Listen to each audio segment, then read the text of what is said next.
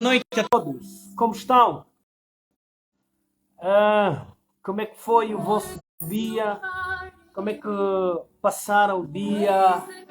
Deu para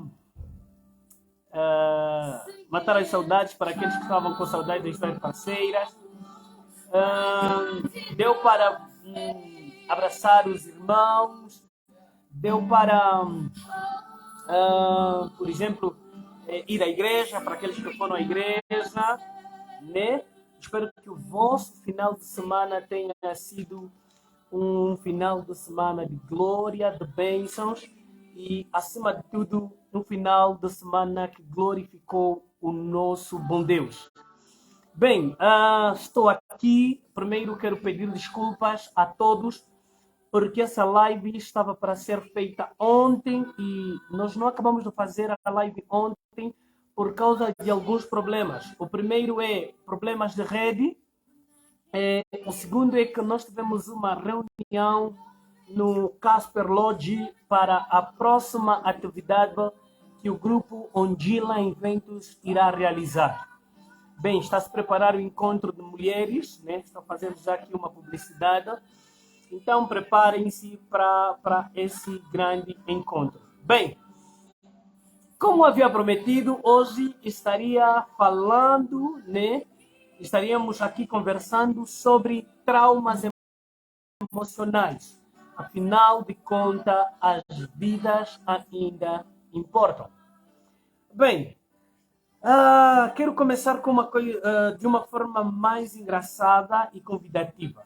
Hoje, quando eram 13 horas, eu decidi tirar a louça toda da minha pequena cozinha para poder lavar.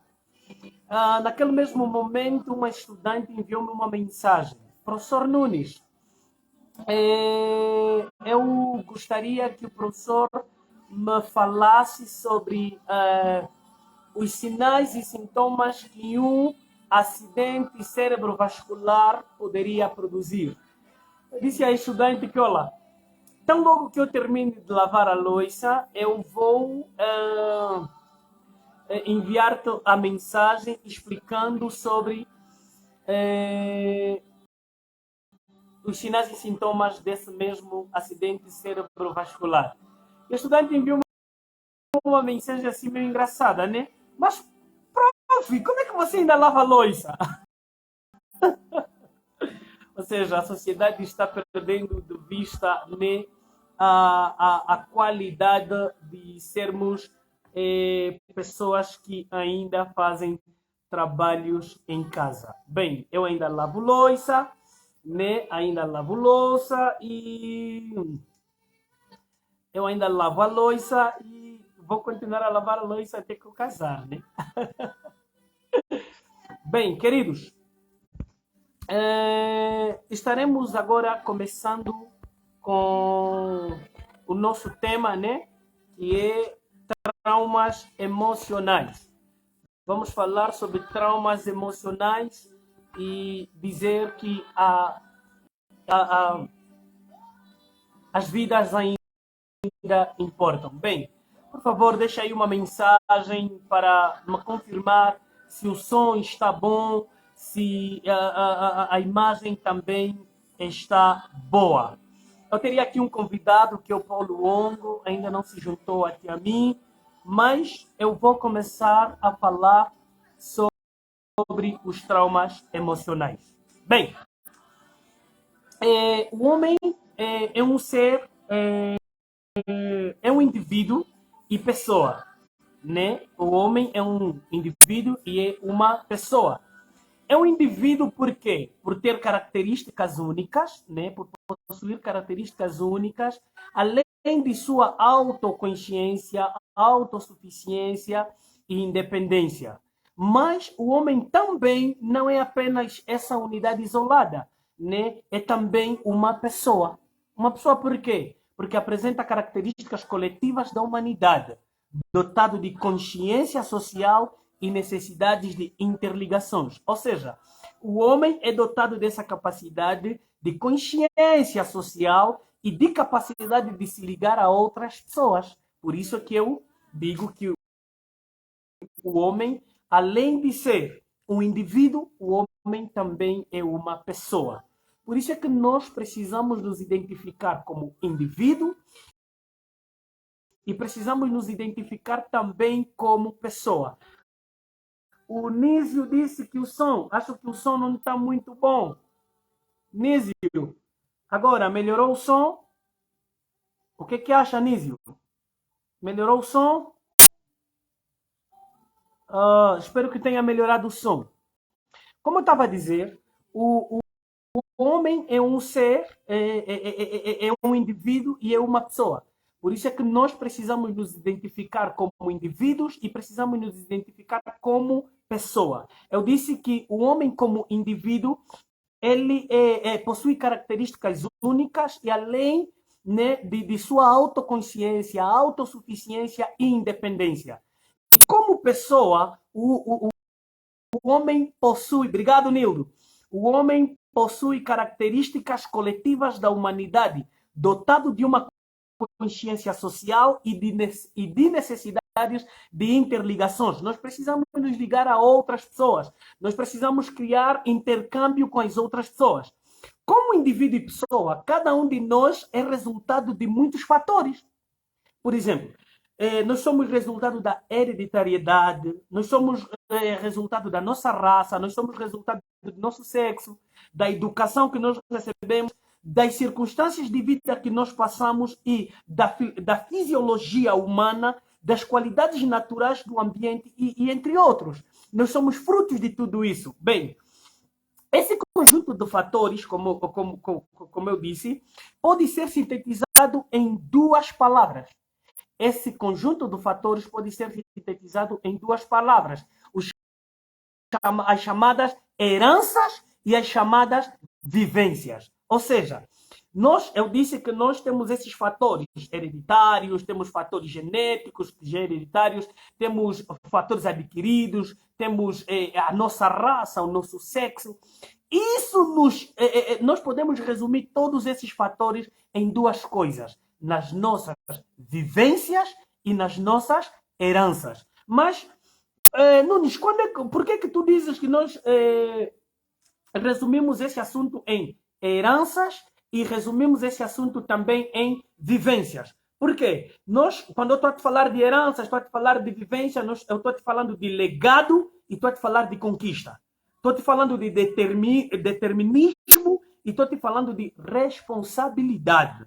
Bom, todos nós somos um pouco do que herdamos e um pouco do que nós vamos adquirir com a vida. Somos um pouco daquilo que nós herdamos. Obrigado, Deblay, seja bem-vindo. Somos resultado daquilo que nós herdamos dos nossos pais e somos resultados daquilo que nós vamos adquirir com a vida e com o tempo.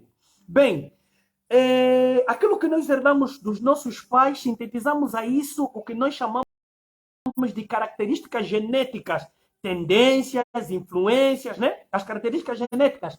Mas, em resumo, eu vou te dizer que nós temos características genéticas, temos tendências, temos influências emocionais, temos sentimentos, temos conhecimentos, temos valores e até nós temos bênção, maldições. Isso tudo entra na vida do ser humano, do homem, como indivíduo e como pessoa, através do quê? Do que nós chamamos de portas de heranças e daquilo que nós também chamamos sobre portas de vivências. Ou seja, quando é que nós estamos em presença das portas de heranças? As portas de heranças, né, é tudo quanto entra na vida do homem pela herança adquirida dos nossos pais. Somos um pouco dos nossos antepassados. Herdamos alguns aspectos. Por exemplo, aspectos biológicos, aspectos psicológicos, aspectos espirituais e entre outros. Deixa só entrar um pouquinho a fundo sobre os aspectos psicológicos. Nós herdamos dos nossos pais padrões psicológicos básicos. Herdamos também tendências a certos padrões e valores comportamentais. Mas nem sempre há uma obrigação de seguir esses padrões que nós herdamos dos nossos pais. Nunes, como é que nós herdamos aspectos biológicos? Geneticamente, nós herdamos padrões biológicos definitivos. Por exemplo, herdamos também a capacidade de ter uma característica semelhante à dos nossos pais.